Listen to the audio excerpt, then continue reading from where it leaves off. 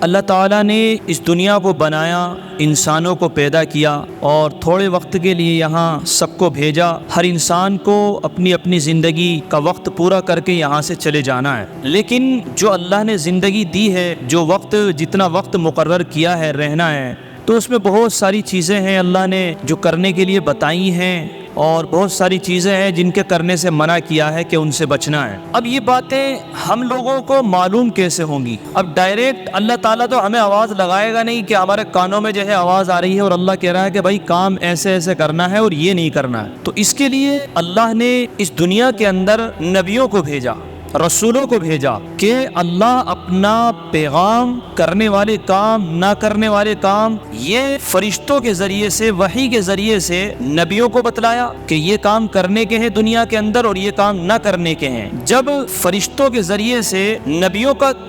تک یہ پیغام بھیجا تو پھر نبیوں کا یہ کام ہوتا ہے کہ نبی اللہ کے ان پیغام کو لوگوں تک پہنچائیں، لوگوں کو بتائیں۔ یہی وجہ ہے کہ انبیاء علیہم السلام اللہ کے دین کو بندوں تک پہنچاتے تھے، ان میں تبلیغ کرتے تھے، اللہ کی باتیں ان لوگوں تک پہنچاتے تھے، اس کا دین ان لوگوں تک پہنچاتے تھے۔ ایک وقت تک یہ سلسلہ چلتا رہا، نبی آتے رہے، جاتے رہے، آتے رہے، جاتے رہے، یہاں تک کہ جناب محمد الرسول اللہ صلی اللہ علیہ وسلم جو آخری نبی ہیں، ان کے بعد کوئی نبی نہیں آئے گا، کسی بھی طریقے کا کوئی نبی نہیں۔ جناب محمد الرسول اللہ صلی اللہ علیہ وسلم پر نبوت کا دروازہ بند ہو گیا۔ اب اللہ نے لوگوں کو جو شریعت، جو پیغام قیامت تک کے لیے دینا تھا، وہ قرآن کی شکل میں اور قرآن کی تفسیر جناب محمد الرسول اللہ صلی اللہ علیہ وسلم کی احادیث کے ذریعے سے وہ تمام پیغامات اللہ نے جناب محمد الرسول اللہ صلی اللہ علیہ وسلم کو دے کر اور پوری دنیا کے لیے یہ پیغام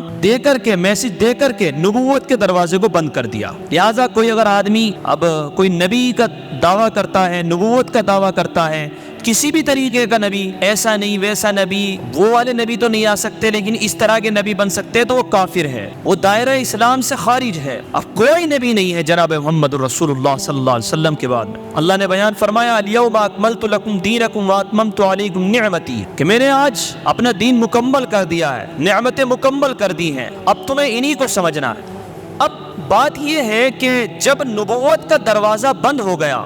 تو یہ جو عربی زبان میں قرآن ہے، عربی زبان میں اللہ کے نبی صلی اللہ علیہ وسلم کے فرمودات ہیں، تو یہ ہم تک پہنچیں گے کیسے، ہم سمجھیں گے کیسے؟ ہم تو زبان نہیں جانتے ہیں اور نبی بھی نہیں آئیں گے، تو آخر پہنچے گا کیسے ہم تک یہ مسئلہ؟ تو اللہ کے نبی صلی اللہ علیہ وسلم نے ایک حدیث بیان فرمائی کہ یہ جو علماء ہوں گے، جو علم دین کو سیکھیں گے، قرآن کو سیکھیں گے، احادیث کو سیکھیں گے، مسائل کو سمجھیں گے، شریعت کو سمجھیں گے، اور سمجھنے کے بعد میں اب یہ لوگ اللہ کے بندوں تک اللہ کا وہ پیغام جو مکمل ہو چکا وہ بندوں تک پہنچائیں گے، سمجھائیں گے ان لوگوں۔ تو علماء کا مقام اتنا اونچا ہے کہ علماء اللہ کے اس پیغام کو بندوں تک پہنچاتے ہیں اور سمجھاتے ہیں، پھر اسی پیغام کو جو ہمارے علماء نے سمجھ کر کے، غور و فکر کر کے، راتیں لگا کر کے سمجھا ہے، لوگوں تک پہنچاتے ہیں، پھر لوگ ان باتوں کو سمجھ کر آگے لوگوں تک پہنچاتے ہیں۔ تو یہی سلسلہ دین کا قیامت تک چلتا رہے۔ اب ایسا نہیں ہے کہ کوئی اللہ آپ کو آخرت سے وہاں آسمانوں سے آواز لگائے گا کہ بھائی اب تمہیں یہ کرنا ہے اور یہ کرنا ہے۔ تو علماء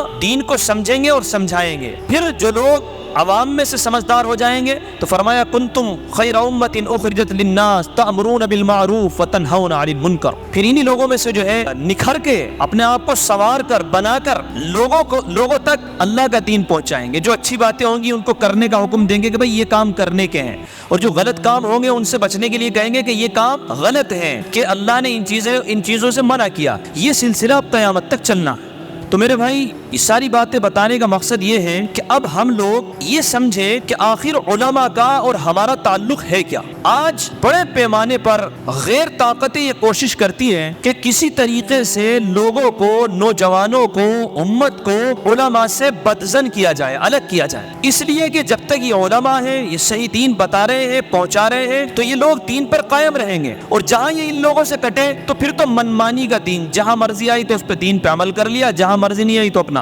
کام چلا لیا۔ یہی وجہ ہے، آپ اس کا نمونہ اگر دیکھنا چاہتے ہیں تو آپ ان لوگوں کو دیکھیں کہ جن کا تعلق علماء اور اللہ والوں سے گہرا ہے، تو آپ ان کے کام دیکھیے، وہ حرام سے دور ہیں، وہ شراب سے دور ہیں، وہ زنا سے دور ہیں، ان کی شادیاں خرافاتوں سے دور ہیں، ان کے غم خرافاتوں سے دور ہیں، لیکن ایک وہ طبقہ کہ جس کا علماء سے کوئی تعلق نہیں ہے، کوئی مطلب نہیں، بس چلے گئے جمعے کی نماز پڑھ لی کہ ہاں امام صاحب ہیں کوئی، انہوں نے نماز پڑھائی اور پڑھ کر کے آ گئے، کوئی دعا نہیں، کوئی ملاقات نہیں، کوئی سلام نہیں، کوئی احترام نہیں، بس مل گئے تو السلام علیکم مولانا خیریت ہے، بس اتنا تعلق ہے ان لوگوں کا۔ اس کے علاوہ ہماری کیا آخرت کے لیے تیاری ہونی چاہیے، ہمیں اپنے کام کس طرح کرنے چاہیے، ان کا مشورہ دیندار علماء سے بالکل نہیں ہوتا ہے، تو بالکل عجیب زندگی گزارتے ہیں۔ ان کی آپ شادیاں دیکھیں تو وہ بالکل غیروں کے طریقے پر، آپ غیروں کی شادی میں چلے جائیں، ان کی شادی میں چلے جائیں، آپ کو معلوم ہی نہیں ہوگا کہ یہ ایمان والوں کی شادی ہے یا غیر ایمان والوں کی شادی۔ آپ ان کی میت کو دیکھ لیں، غم کے موقع کو دیکھ لیں،